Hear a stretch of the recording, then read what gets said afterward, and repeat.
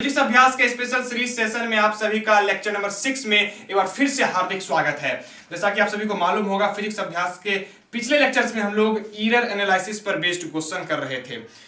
इसके पिछले 2-3 लेक्चर्स में हमने अच्छे क्वेश्चंस कर लिए थे, बेसिक से उठाते हुए एडवांस तक पहुंच गए थे और आज उसी को कंटिन्यू करते हुए एक और क्वेश्चन लेके सामने में आए हैं। जेईई मेंस 2018 में आया हुआ ये क्वेश्चन है, एरर एनालिसिस पर बेस्ड है।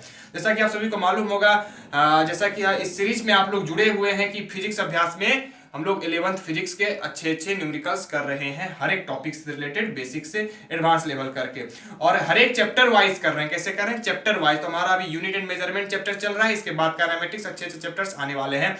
तो जरूर इस सीरीज से जुड़े रहिए अगर अभी तक नहीं जुड़े हैं तो, क्योंकि आप जैसे थ्योरी पढ़ रहे हैं, जहां से भी थ्योरी पढ़ रहे हैं आप थ्योरी पढ़ते रहिए, लेकिन न्यूमेरिकल्स प्रैक्टिस बहुत इंपॉर्टेंट है। तो न्यूमेरिकल प्रैक्टिस के लिए हमारे इस सीरीज से, हमारे चैनल से जुड़ जाइए और अच्छे न्यूमेरिकल्स अटेम्प्ट करते रहिए, प्रैक्टिस करते रहिए। ओके, स्टार्ट करेंगे इस क्वेश्चन को। आप इसको पहले पॉज करके अपने से सॉल्व करने की कोशिश करेंगे।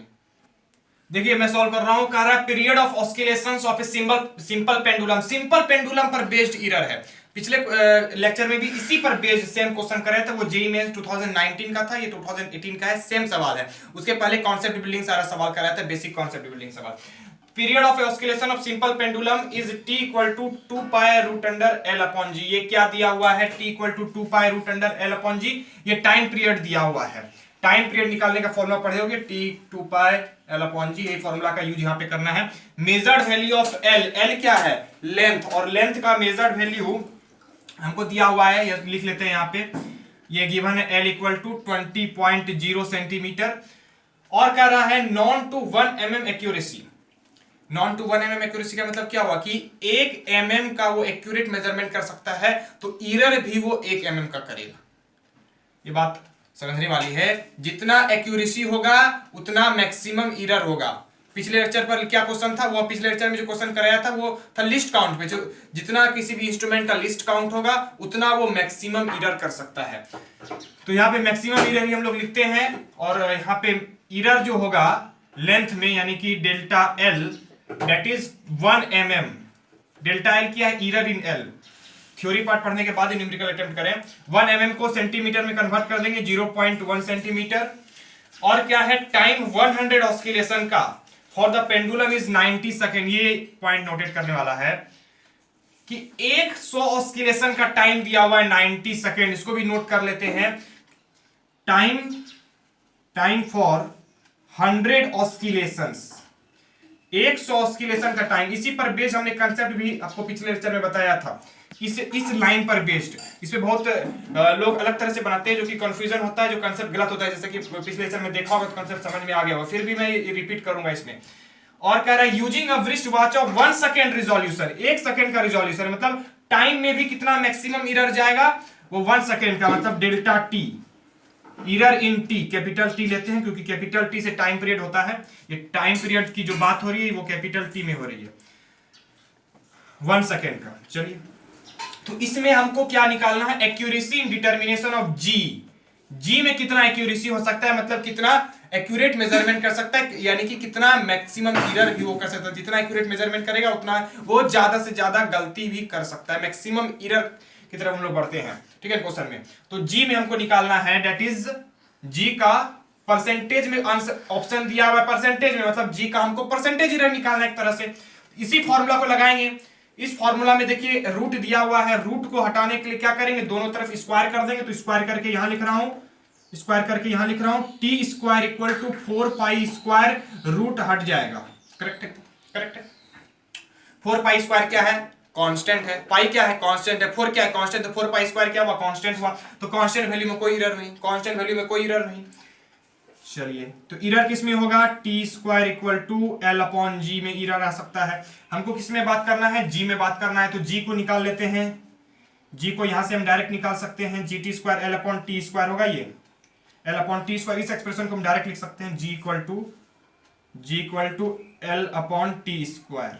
देखिए जी की वैल्यू निकाल ली, 4 पाई स्क्वायर में कोई एरर नहीं क्योंकि कांस्टेंट वैल्यू है वो। अब हम इसमें कैसे एरर निकालेंगे? एरर को कैसे लिखते हैं? डेल्टा जी। फॉर्मूला क्या बताया था? फॉर्मूला लिखते थे हम लोग डेल्टा जी बाय जी। जी का है तो यहाँ पे डेल्टा जी बाय जी लिख रहे हैं।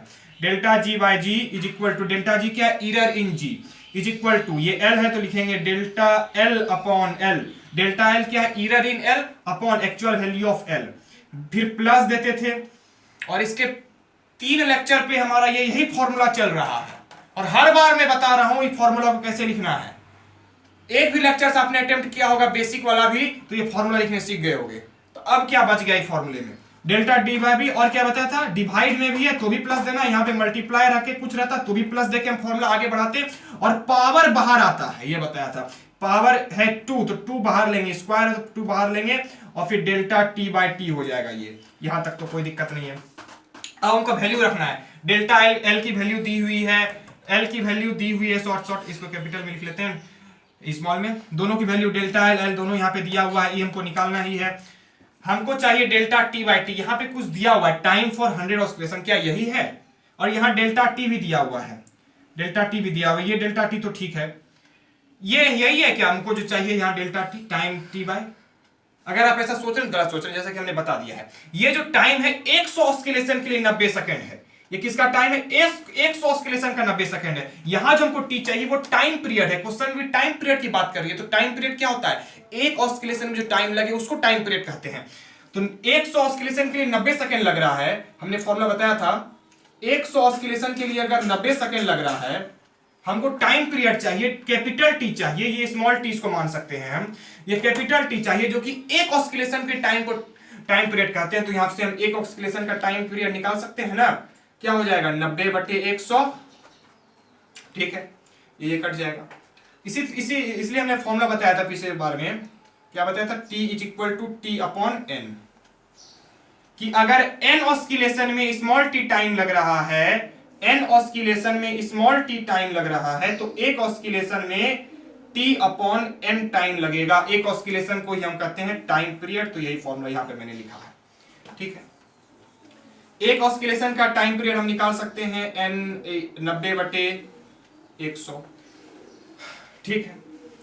अब इस फॉर्मूला से आप जरा सा जज कीजिए, इत्तिफाक से अगर ये वैल्यू आप रखिएगा तो आंसर आ जाता है इस तरह के क्वेश्चन में।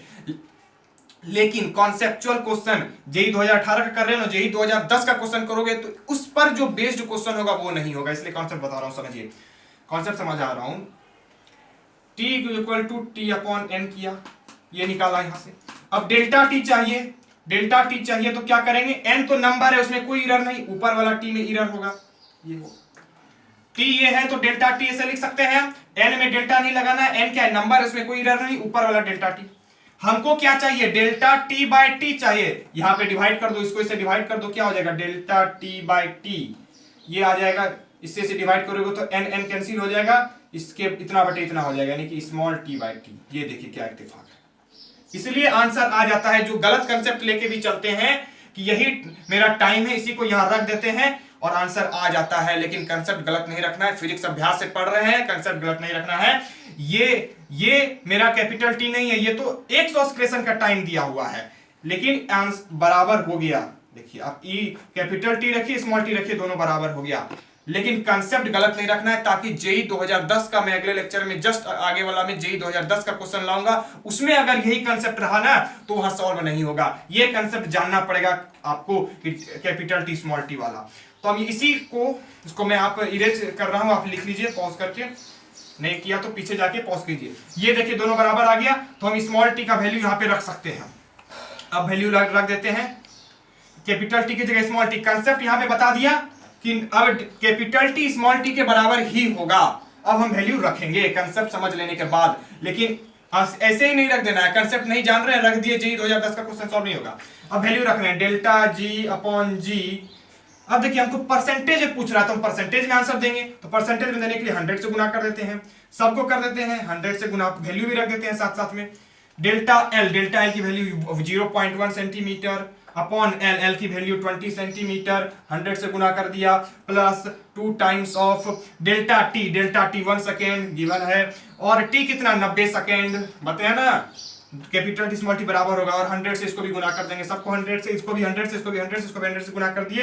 100 से गुना करने के बाद आ जाएगा परसेंटेज एरर इन जी, जो कि हमने शुरुआती में ही कहा था कि हमको यही निकालना है।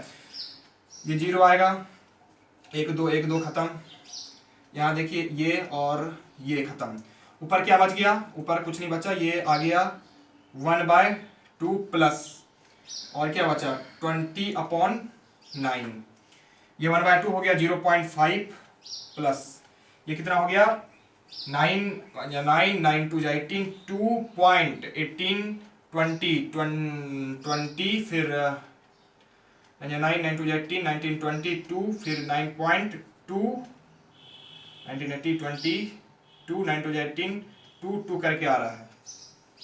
ठीक है, ये कितना हो जाएगा 2.57, एक ही डिजिट तक लेते हैं तो हो जाएगा 2.7, ठीक है 2.7% आ जाएगा। परसेंटेज इरर जी कितना आ गया 2.7%, तो जितना मैक्सिमम इरर ये निकला, तो जितना मैक्सिमम इरर उतना ही एक्यूरेसी होगा डिटर्मिनेशन ऑफ जी में। ठीक है, इस तरह से रिलेटेड क्वेश्चन है। तो 2.7 अप्रोक्स में आंसर इसमें देना है, तो इसमें 2.7 का अप्रोक्सीमेट वैल्यू क्या होगा 3 आ जाएगा, 3%। ठीक है ना, 2.7 का अप्रोक्सीमेट 3 होगा, तो 3 वाला ऑप्शन यहाँ पे मार देंगे।